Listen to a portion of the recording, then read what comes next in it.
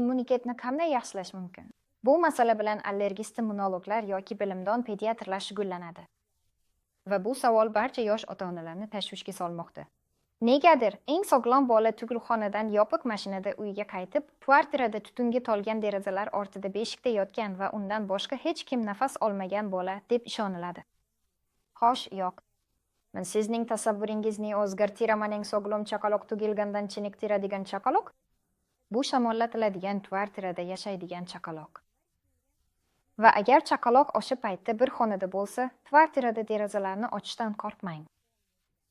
Bolani o'rashning hojati yo'q, chunki bolaning termoregulyatsiyasi allaqachon nomukammal. Va siz doimo uni kiyintirsangiz yoki uni o'rab qo'ysangiz, qon tomirlari kerakli organlarni yetarli darajada ta'minlash uchun qanday ishlashini tushunmaydi. Shunday kelib, chiniqlantirish immunitet tizimini shakllantirishda eng samarali vositadir. Men sizga albatta emlash haqida aytib beraman, chunki emlash haqiqatan ham ma'lum kasalliklarga qarshi tasdiqlangan bir nechta ish vositalaridan biridir. Va shuni aytish kerakki, bizda afsuski biz xohlagancha vaksinalar yo'q. O'ylaymanki, ertami-kechmi biz vaksina ishlab chiqaradigan kasalliklar doirasini kengaytiramiz. Lekin hech bo'lmaganda hozircha biz o'z arsenalimizdagi narsalardan foydalana olamiz. Aslida chiniqish bu bolani muzli suvga cho'miltirish emas, balki turli usullar bilan bolaning tanasini muntazam va davriy ravishda sovitishdir. U uyda kiyimsiz yurishi, uyda tapichkasiz yurishi, sovuq suv ichishi, muzlatgichdan sovuq ovqat yeyishi, salqin dush qabul qilishi va yana ko'plab boshqa ishlarni qilishi mumkin. Bilishingiz kerakki, biz sovuqdan kasal emasmiz, virus yoki bakteriya bilan uchrashishganda kasal bo'lamiz.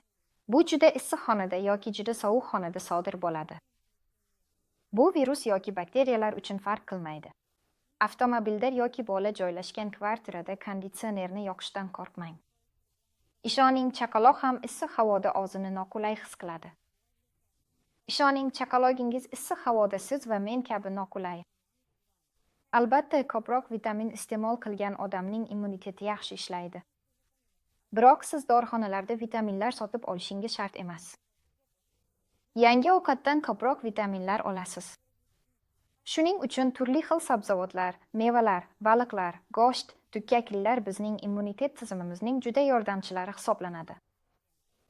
Va albatta turli kasalliklarning immunitet tizimiga ta'sirini oldini olishda juda muhim nuqta emlashdir.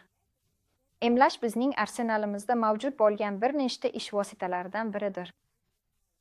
Vaqt o'tishi bilan bizning qo'limizda yanada samarali vaksinalar bo'ladi va biz a priori himoyalanadigan kasalliklar doirasini kengaytira olamiz, deb ishonmoqchiman.